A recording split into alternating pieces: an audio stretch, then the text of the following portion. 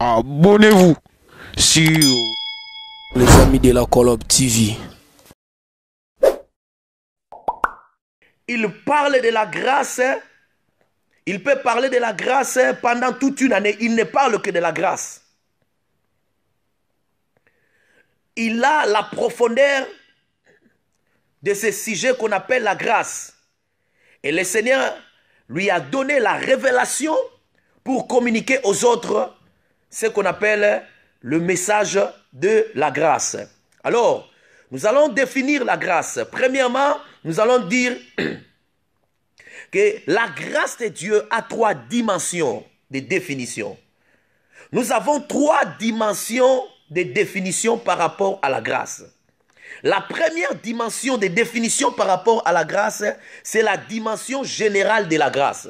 Ça, c'est la première dimension, la dimension générale de la grâce. La deuxième dimension, c'est la dimension incarnée de la grâce. La dimension incarnée de la grâce. Et la troisième dimension, c'est la dimension étatique de la grâce. Étatique. Dans le mot étatique, il y a l'état. Il y a état. Donc, dans la troisième définition, ici, nous allons définir la grâce par rapport au royaume de Dieu. Parce que nous devons savoir, quand Christ était venu, le Seigneur n'était pas venu établir une religion, mais le Seigneur était venu établir un royaume. Alors, il y a une grande différence entre un royaume et une religion. Et dans cette série, ou encore dans cette série d'enseignements, je voulais dire, nous allons essayer un peu de développer et de faire comprendre au peuple de Dieu en profondeur quelle différence y a-t-il entre le royaume et la religion et comment est-ce que la grâce de Dieu se situe par rapport au royaume de Dieu, parce que la grâce de Dieu est un régime dans le royaume de Dieu. Alléluia. Je pense que je me fais comprendre. Alléluia. De la même manière, le régime de la loi est un régime dans le royaume de Dieu. La grâce aussi est un régime dans le royaume de Dieu. La grande tribulation est aussi un régime dans le royaume de Dieu. Nous allons voir ça en profondeur dans cette série d'enseignements que nous avons intitulée « Le régime de la grâce ». Gloire à Dieu. Alors, je vais commencer à définir. Les 3 dimensions de la grâce. La première dimension, j'ai dit, c'est la dimension générale de la grâce. La dimension générale de la grâce. La dimension générale de la grâce, c'est quoi? Ici, on définit la grâce comme une faveur imméritée que Dieu accorde à l'humanité. Comme une faveur imméritée que Dieu accorde à l'humanité, que Dieu accorde à une personne, que Dieu accorde à un groupe de gens. Cette faveur imméritée que Dieu accorde, cette bonté imméritée que Dieu manifeste à l'humanité, on appelle ça la grâce, mais dans sa dimension générale. Pourquoi elle est générale? C'est parce que dans cette dimension ici, Dieu ne choisit pas. Dieu donne ou encore manifeste sa grâce à tout le monde. Il manifeste sa grâce à la race humaine. Alléluia. Bien-aimés, cette dimension de la grâce, on la voit de Genèse jusqu'à l'Apocalypse. De Genèse jusqu'à l'Apocalypse, nous voyons cette dimension de la grâce. En commençant même par la création de l'homme. Si nous lisons dans Genèse 1, verset 26, la Bible déclare, « Et Dieu dit, créons l'homme à notre image, selon notre ressemblance, afin que celui-ci, c'est-à-dire l'homme, qu'il domine sur les oiseaux du ciel, sur les animaux de la terre et sur le poisson dans les mers. » Ici, nous voyons une grande dimension de la grâce de Dieu. Pourquoi? Parce qu'en premier lieu, l'homme n'a pas demandé à Dieu de le créer. L'homme n'avait pas fait une invitation, une demande à Dieu pour que Dieu puisse le créer. Mais nous voyons ici, Dieu, par sa bonté, par sa grâce, il crée l'homme. Et sa grâce va encore plus loin. Au lieu que Dieu puisse créer l'homme comparable ou encore que l'homme ressemble aux animaux, mais Dieu, par sa grâce, il a créé l'homme pour que l'homme puisse le ressembler. Quelle grâce! Alléluia! Quelle grâce! Quel amour! Quelle manifestation de la bonté de Dieu!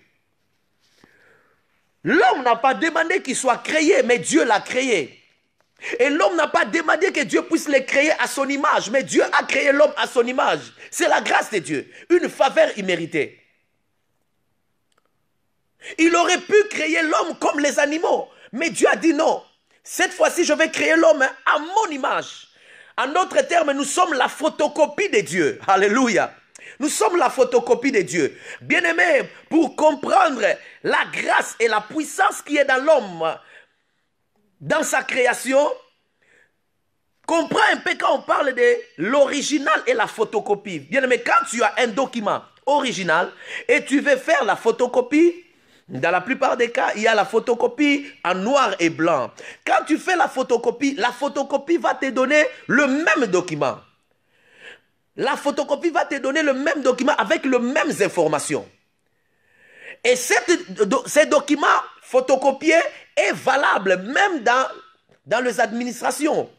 Tu peux aller introduire ces documents.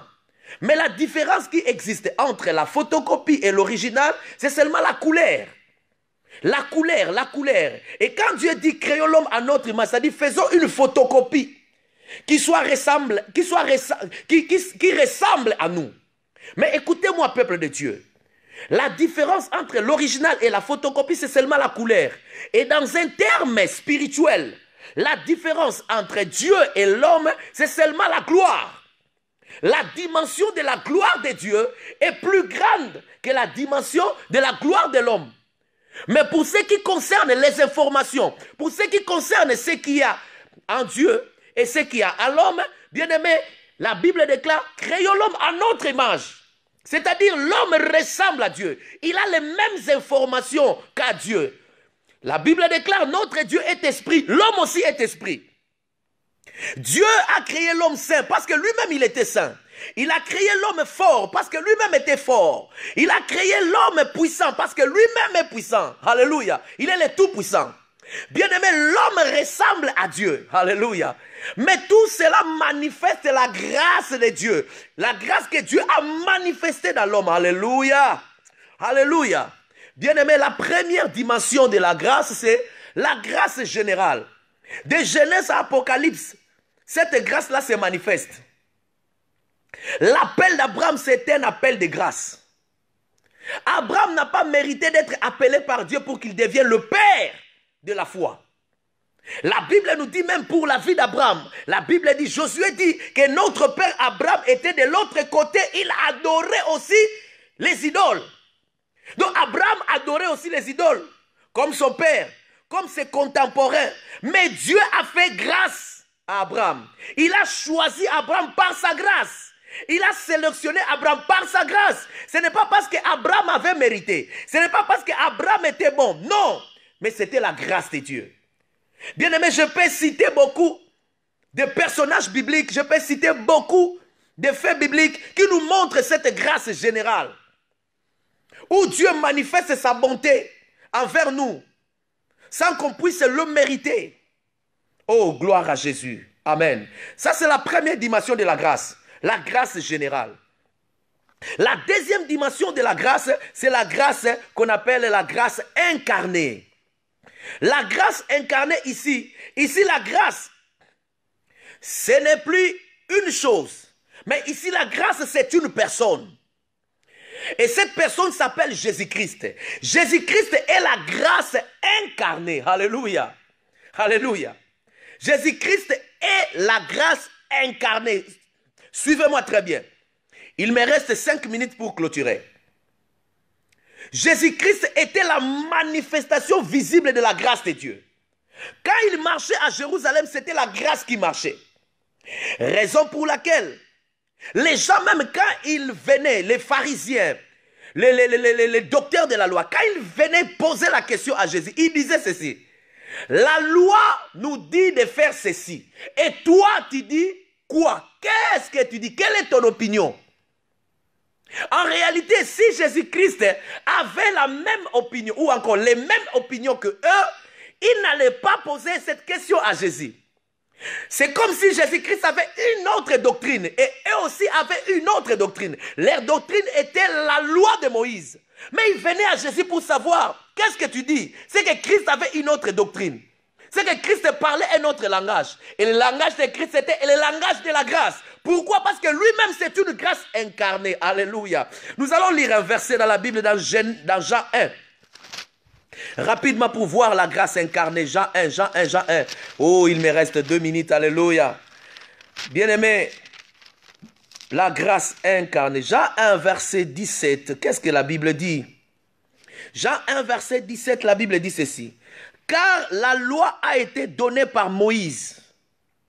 Virgule. La grâce et la vérité sont venues par Jésus. Alléluia.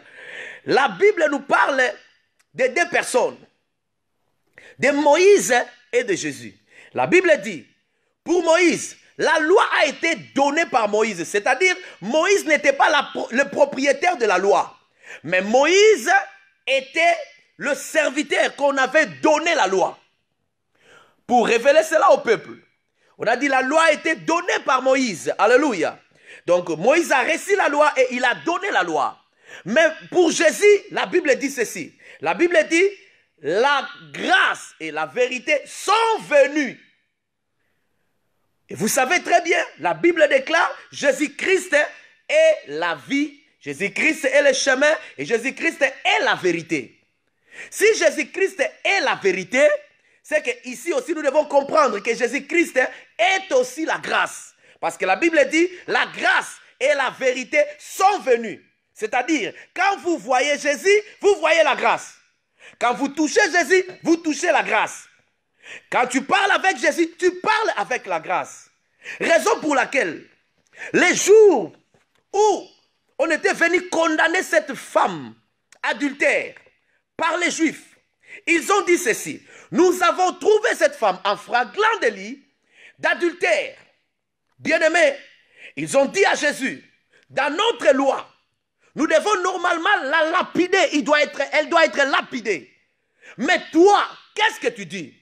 Si Jésus-Christ observait aussi la loi comme eux, ou encore si Jésus-Christ il avait une doctrine de la loi comme eux, il n'allait pas venir demander à Jésus. Alors Jésus avait un autre langage. Jésus-Christ avait un autre langage, le langage de la grâce. Pourquoi? Parce que lui-même c'est une grâce incarnée. Et Jésus-Christ a dit, c'est vrai ce que vous dites. Mais pour les répondre, qu'est-ce que Christ a fait? Christ a commencé d'abord à écrire sur le sable.